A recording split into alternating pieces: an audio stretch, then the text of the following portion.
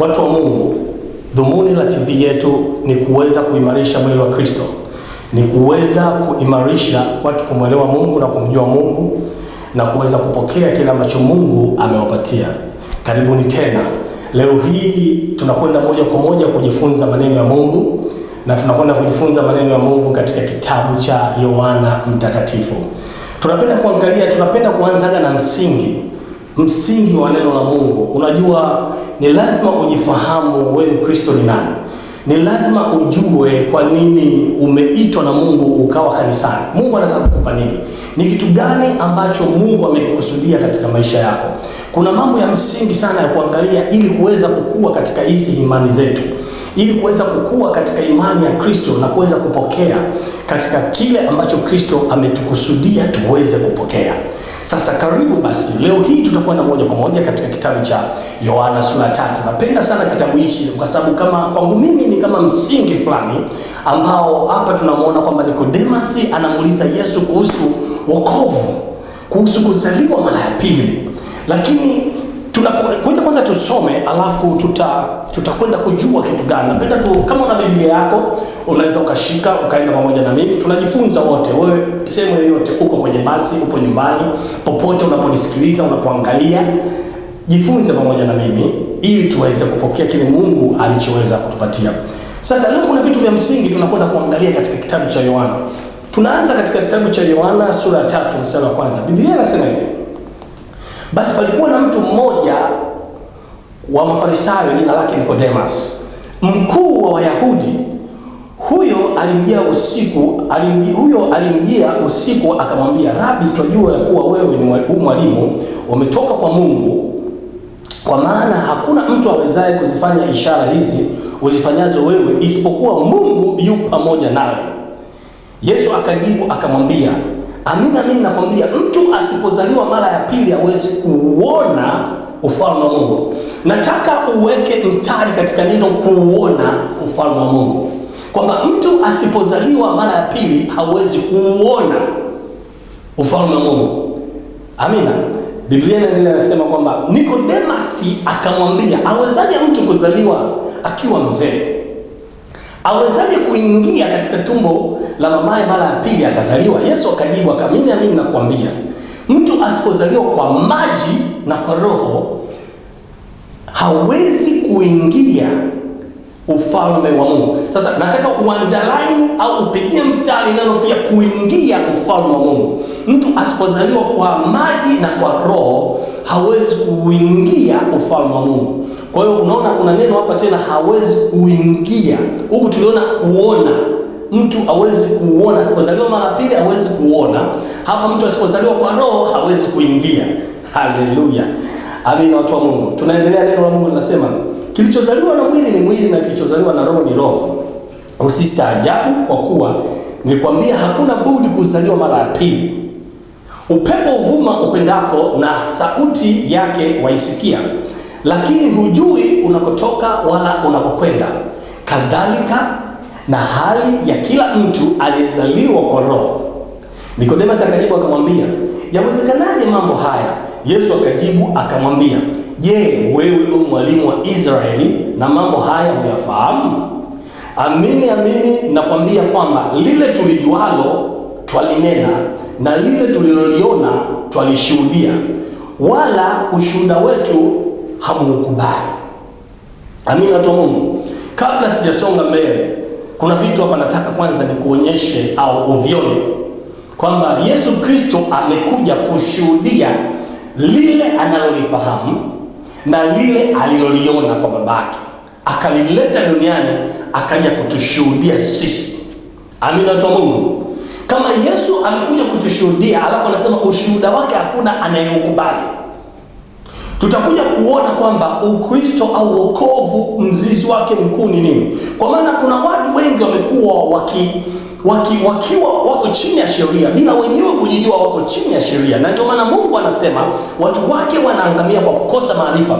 Usipoielewa injili ya Kristo utakuta bado uko chini ya sheria ingawa unajiita wewe ni muamini.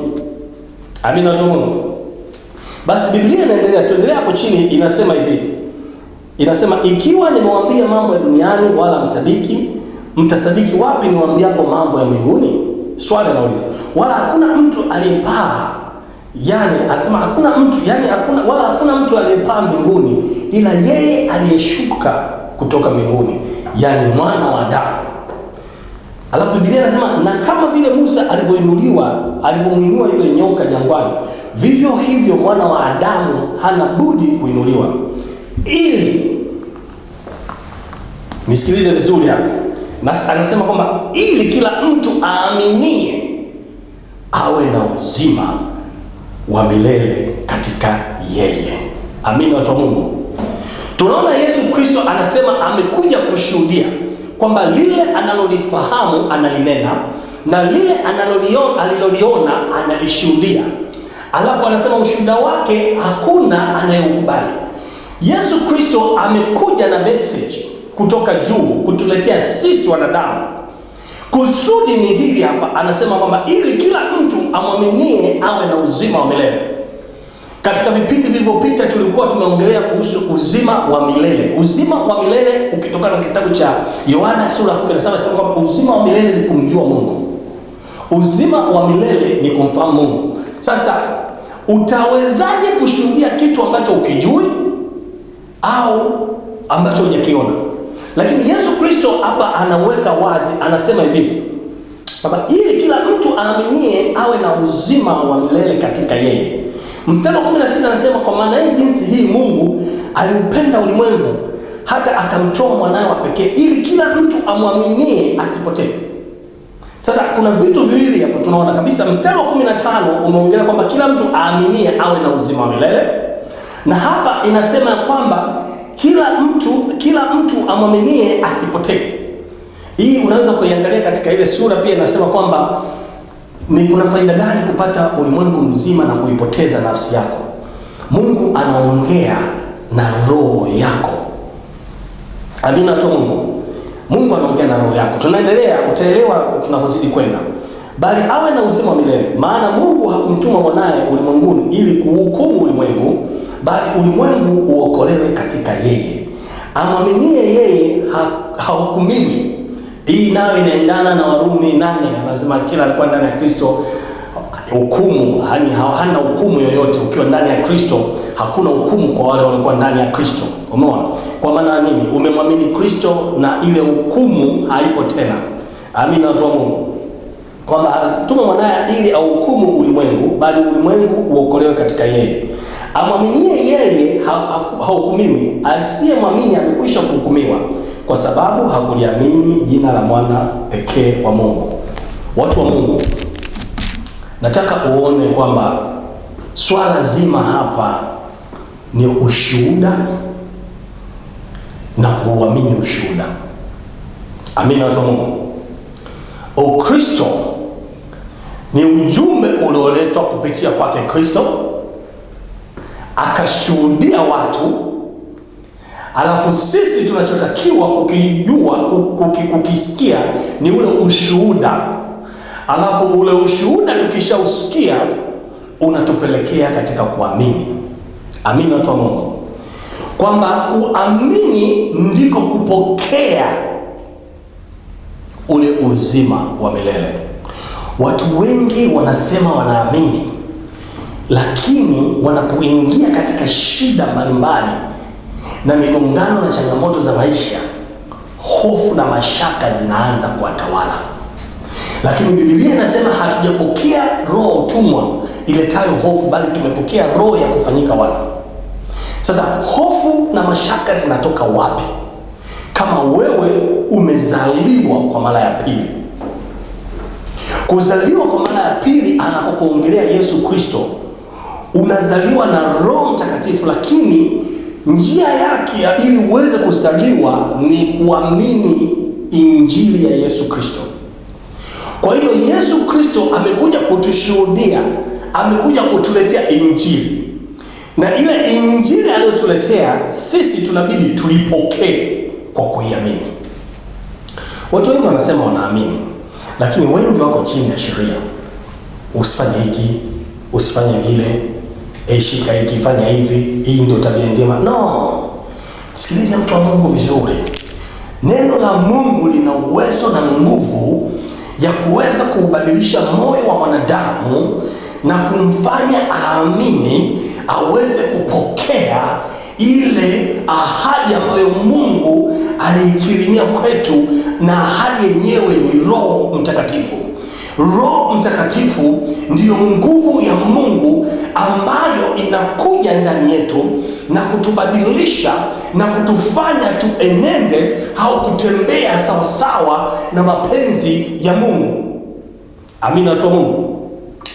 Na ndio maana unaona ya kuwa Yesu Kristo alipokuja anakwambia hakuja kumhukumu mtu. Amekuja ili ulimwengu uokolewe kupitia yeye. Yeye ameleta ujumbe kutoka juu. Wewe Mkristo unayekuja kanisani, unakuja kanisani kusikiliza Injili. Hauji kanisani kwa sababu ni Jumapili. Hauji kanisani ili kutimiza sheria. Hauji kanisani kwa sababu ya wewe umezaliwa kwenye familia ya Kikristo. Unakuja na umeletwa na nguvu ya Mungu ili uisikie Injili ya Mungu, na ukishaisikia Injili ya Mungu, unachotakiwa ni kuikubali au kuipokea. Kupokea au kuikubali maana yake ni kuiamini. Shakarabo sita. Tunapoiamini Injili ya Kristo kutokana na kuisikia, na kusikia kwenyewe siongelei tu kusikia unapokuja kanisani Jumapili au unapokuja Jumatano au unapokuja Ijumaa. Hapana, ninaposema kuisikia, ina maana wewe mwenyewe binafsi inabidi ufanye urafiki na neno la Kristo kwa kulisoma nyumbani kwako, ama umepata nafasi labda break time katika ofisi yako ukalichukua ukaanza kulisoma. Neno la Mungu halihitaji msaada. Neno la Mungu lina uwezo mkuu wa kuweza kumbadilisha mtu moyo wake na kumpa nguvu ya kutembea sawasawa na Mungu anavyosema. Hatupo katika kuishika sheria.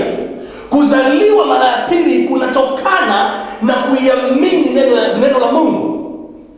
Neno la Kristo ni neno ambalo tunasema ni roho ya Kristo, kwa sababu inasema maneno ninayowaambia ni roho na tena ni uzima. Neno la Mungu lina uzima ndani yake, linaishi. Na ndio maana hata Yesu Kristo aliposulubiwa msalabani, akafa, akazikwa, mauti haikuweza kumshika. Kwa sababu gani? Mauti haiwezi kuwa uzima. Ndani yake kulikuwa na uzima. Mwanamke Msamaria alipoombwa maji akasema haiwezekani, wewe ni Myahudi lakini sisi hatushangamani wa Samaria na Wayahudi, inakuwaje? Akasema ungejua nani anayekuomba, ungemwomba yeye maji, angekupatia maji ya uzima. Akasema ukinywa maji ya kisima cha Yakobo utasikia kiu tena, lakini maji nitakayokupa mimi hautosikia kiu kama. Kuanzia mwanzo mwanadamu alipoasi, mwanadamu alipoachana na Mungu, kwa sababu tunaona mwanadamu alipoumbwa na Mungu alipewa mamlaka. Aliambiwa ukazae, ukaongezeke, ukatawale na ukatiishe. Alipewa mamlaka, lakini yale mamlaka yakaja yakapotea. Kwa sababu gani? Mamlaka yako ndani ya Mungu. Mungu ndiye mwenye mamlaka. Lakini alipokuja Yesu Kristo na ujumbe, alipokufa na akafufuka, akasema mamlaka nimewapatia ya kukanyaga nge na nyoka na nguvu zote za adui, na hakuna kitakachokudhuru. Wewe mtu wa Mungu, kuna mamlaka. Kuna mamlaka ndani ya neno la Kristo. Kuna mamlaka ndani ya neno la Kristo. Nataka nikuelezea leo hii ya kwamba kuna mamlaka. Mamlaka hayo yako ndani ya hili neno la Kristo. Utakapofanya urafiki wa kulisoma, hatui tu wa Kristo kwa sababu tunakuja kanisani au tunaitwa wa Kristo. No. Hatui hivyo. Tunakuwa wa Kristo pale tunapoliamini neno la Kristo na kutembea katika lile neno linavyosema. Na uweze kutembea katika neno linavyosema kwa sababu gani? Kwa sababu unakuta huna nguvu ya kutembea kama neno linavyosema. Na ndio maana akasema wale wote waliompokea aliwapa uwezo au nguvu ya kufanyika wana wa Mungu. Ila maana unahitaji nguvu. Watu wengi makanisani wana neno lakini hawana nguvu. Matokeo yao wanakuwa kama wamefubaa. hawana matunda. Lakini Biblia inasema ukikaa ndani yake na akikaa ndani yako utazaa sana. Ukisoma katika Yohana sura ya 15 kwamba ukaa ndani yake huyo uzaa sana. Mtu anayekaa ndani ya Kristo, kukaa ndani ya Kristo ni pale unapoleta urafiki na neno la Kristo. Unapofanya urafiki na neno la Kristo, neno la Kristo linaanza kutengeneza urafiki nawe, litakuwezesha kuanza kuamini Injili, litakuwezesha kuanza kufanya vitu ambavyo Mungu anataka uvifanye. Usibaki katika historia. Watu wengi wanasoma tu, Yesu alikuja, akafa, akafufuka, imebaki kwa historia, lakini hawana matunda, wamebaki kulalamika. Tatizo kubwa ni kwamba hawana nguvu. Hawana nguvu. Na hii nguvu ndio inayokuja kwa njia ya kuamini.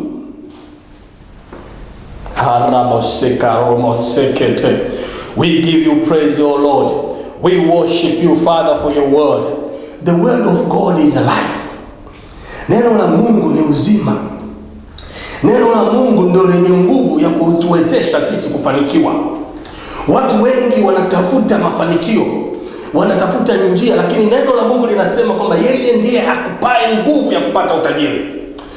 Nguvu ya kupata utajiri, anakupa ideas za unatakiwa ufanye nini, kwa nini umekuja duniani.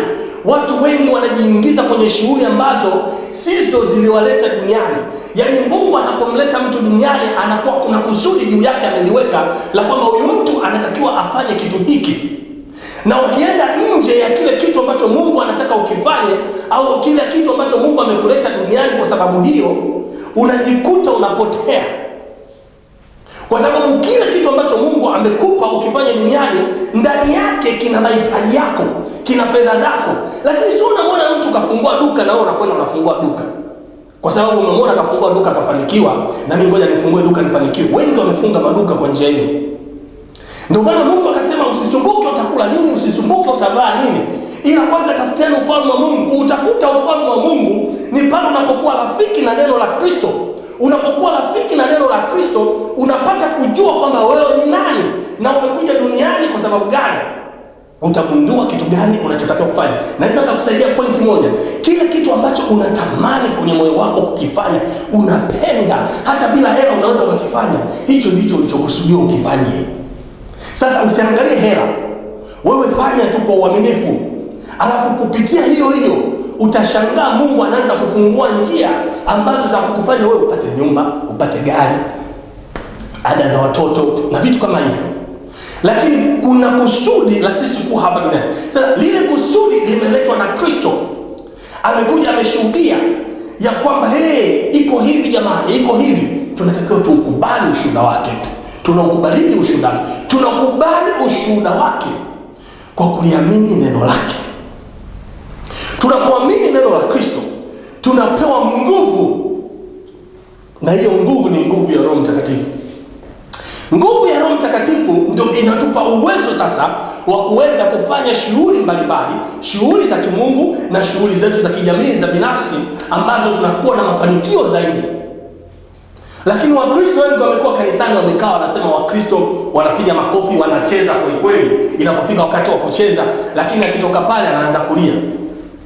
Anasema maisha magumu. Sasa maisha magumu vipi? Uko ndani ya Kristo kwenye chemichemi za uzima. Umepandwa kando ya mto. Unazaa matunda. Wewe ugumu unaonea hapo. Kwa maneno haya ninayozungumza, nafsi yako yenyewe utajihoji mwenyewe na utajua umesimama sehemu gani. Utajijua kabisa kwamba nipo sehemu fulani nimesimama, natakiwa nibadilike, natakiwa nifanye hiki na hiki. Lakini kikubwa zaidi hapa ukiangalia kuhusu wokovu na kuzaliwa mara ya pili ni kwamba ni lazima tukubali Injili kwa moyo mmoja, kuiamini. Tunapoiamini tunapewa nguvu au tunazaliwa katika roho, na tukizaliwa katika roho wa Mungu anakuwa ndani yetu. Chochote tunachofanya tunafanikiwa. Tunaishi kulitegemea neno la Mungu linavyosema. Sasa wengi walifahamu hata neno la Mungu linasema nini. Wakikutwa na matatizo wanaanza kumtafuta mchungaji. Mchungaji niwekee mikono, mchungaji niwekee. Sio mbaya kuwekewa mikono na mchungaji, ni vizuri. Lakini kuna stage, mimi mwenyewe nilikuwa hivyo kwamba kila kitu mchungaji aombe, mchungaji aombe. Lakini ilifika stage nikasema naomba. Hii mchungaji kila siku anakuombea. Ndani yangu nikasema kwamba unakuwa nini? Ilibidi ifike wakati kwamba inabidi wewe usimame kama mwanajeshi wa Yesu Kristo. So kila tatizo unalialia, unaogopa. Kimetokea hiki unalia. Kimetokea hiki unalia. Wewe mchungaji yuko wapi? Mchungaji hayupo, unapanga foleni hapo, unamsubiria masaa matatu, mchungaji ana shughuli nyingine. Mungu kamtuma sehemu nyingine. Wewe wakati umepewa mamlaka. Ila tatizo lako ni moja, hauamini yale mamlaka ulopewa kama unayo. Hiyo ndio point moja. Na ndio maana niliposoma hapa, kikubwa unachokiona kwamba ili kila aaminie awe na uzima wa milele. Kila aaminie asipotee. Nafsi yako, kitu cha thamani ulichokuwa nacho kushinda vitu vyote duniani ni nafsi yako. Na kitu halisi cha kweli ni nafsi yako. Kwa hiyo usijidanganye kwamba ukafikiri kwamba hauna Kristo, ukipata mali utakuwa vizuri. Usijidanganye. Unahitaji kuisikia injili ya Kristo. Injili ina uwezo wa kukubadilisha. Injili ina uwezo wa kukufanya ukamwamini Mungu. Injili ina uwezo wa kukufanya wewe ukafanikiwa. Ila mtu wa Mungu unatakiwa kuamini. Hamwamini Mungu, na ndio maana mnajikuta kwenye matatizo ya kila aina. Shida zinakuja, haimaanishi kwamba eti kwa sababu umeokoka hautapata matatizo. Hapana, matatizo yapo. Matatizo yatakuja. Lakini unachotakiwa uwe ndani ya safina. Kwa sababu wakati Nuhu yuko kwenye safina, Mungu alichukua safina akaenda akaliweka dunia nyingine. Hapana, safina lilikuwa linaelea katika gharika. Ina maana Nuhu alikuwa katikati ya lile gharika, lakini uzuri wa Nuhu alikuwa ndani ya safina. Kwa hiyo ile gharika haikuweza kumzuru kwa sababu alikuwa ndani ya safina. Sijui mnanielewa watu wa Mungu. Kwa hiyo wewe usifikiri kwamba matatizo hautakuwa nayo. Biblia inasema duniani mnayo dhiki. Dhiki ipo, kwamba una Kristo ndani yako, utaingia unajikuta unapata ni ugonjwa ambao unakwambia halina dawa. Kwa ule ugonjwa ambao hauna dawa, lakini wewe upo ndani ya safina. Safina yako ndio kuwa ndani ya neno la Kristo, kuwa ndani ya Kristo. Unachotakiwa pale tu ni kurelax. Na kurelax au kutulia, utulivu wako unakuja katika kuamini lile neno linavyosema. Itapita miezi 4, 6, gharika itaisha, na gharika ikiisha unakuwa salama. Safina ilikuwa inaelea juu ya maji yale yaliyoangamiza watu, na yeye Mungu alikuwa juu ya yale maji, lakini kilichomokoa ni ile safina, kuwa ndani ya safina. Mungu akuitoa safina, sema Nuhu, sikiliza. Sasa sikiliza, kuna gharika inakuja. Njoo kaa pembeni pale. Amina watu Mungu. Meshaki, Shadraka na Abednego walikuwa ndani ya moto. Sio kwamba moto walipokuwa wamekiuka kwamba ulikuwa ndani ya moto. Wakawa ndani ya moto, na moto haukuwaunguza kwa sababu walikuwa ndani ya Kristo. Kwa hiyo matatizo yanaweza kaja, siyaombei yale. Yanaweza yakaja, na yakija, wewe kinachokutakiwa uwe nacho ni kuliamini neno linasema nini. Nasema lazima ufaulu kama utalingangania neno la Kristo. Yatakuja, yatapita, yataondoka, lakini wewe utasimama kwa kuwa umeijenga nyumba yako juu ya mwamba. Kikubwa watu wa Mungu tunaona ni kuamini. Na kuna mstari mwingine hapa unasema huwa 15 wa 35 katika ile Yohana 3 nasema hivi: Baba ampenda mwana, naye amempa vyote mkononi mwake. Amwaminie mwana yuna uzima wa milele. Amwaminie. Sio kitu kingine. Hajasema kwamba anayelipa fungu la 10 atakuwa na uzima. Kulipa fungu siko kinyume na kulipa fungu la 10. Kulipa fungu la 10, ulipe fungu la 10, lakini msingi wako uwe Kristo. So ulipe fungu la 10 kwa sababu unaogopa kuwa broke, unaogopa kufilisika, unaogopa kukosa hela. unalipa fungu la 10 kwa sababu umemfahamu Mungu na hakuna anayekuforce kulilipa. Unalilipa hata kama uko wapi umepata hela yako, unalilipa kwa sababu umemjua Mungu kwamba Mungu nimemfahamu na ninampenda, namtolea fungu langu la 10. So utoe fungu la 10 kwa sababu umetishwa kwamba usipotoa fungu la 10 unaenda kuwa broke. Amina kwa Mungu. Anasema kwamba amwaminie mwana ana uzima milele, asiyemwamini hataona uzima. Hii sio kwamba mpaka Yesu arudi, ni hapa hapa duniani. Ukimwamini una uzima wa milele, usipomwamini hauwezi kuuona. Kwa hiyo ili uone inabidi uamini, na utauonea hapa panja ukiwa duniani. Utukufu wa Mungu utauona ukiamini. Ukristo msingi wake ni kuamini, kuliamini neno la Kristo. Anasema imani inakuja kwa kusikia na kulisikia neno la Kristo. Unapolisikia neno la Kristo, imani inakuja, hauileti, inakuja yenyewe, ila ina mazingira yake ambayo yanavutia. Yaani tuseme kama vile unapolima shamba la mpunga, hauhitaji kuwaita ndege kula kwenye lile shamba. Ndege watavutiwa na ule mpunga kuja pale. Na imani inakuja kwa kulisikia neno la Mungu. Unapoamua kusikia neno la Mungu, unalisikiaje neno? Kusikia neno la Mungu ni pale unapoanza kulisoma.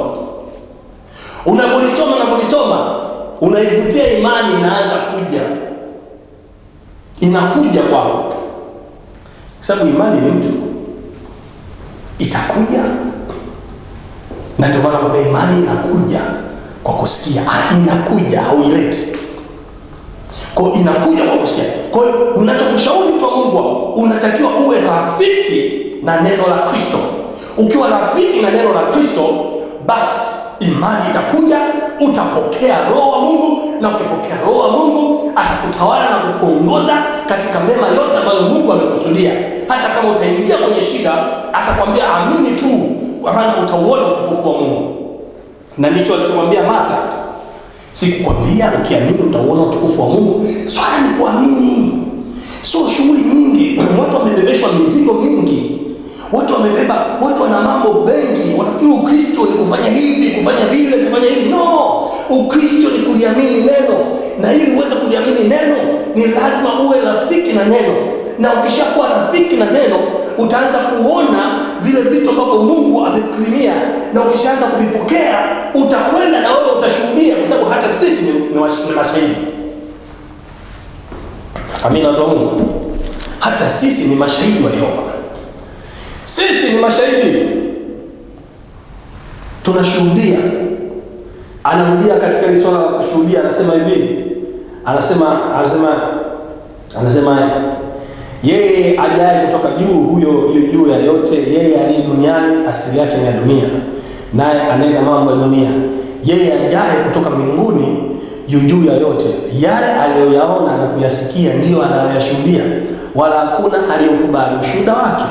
Yeye aliyekubali ushuhuda wake ametia muhuri ya kwamba Mungu ni kweli. Ukikubali ushuhuda wa Kristo ambao ni Injili, umesema Mungu ni kweli.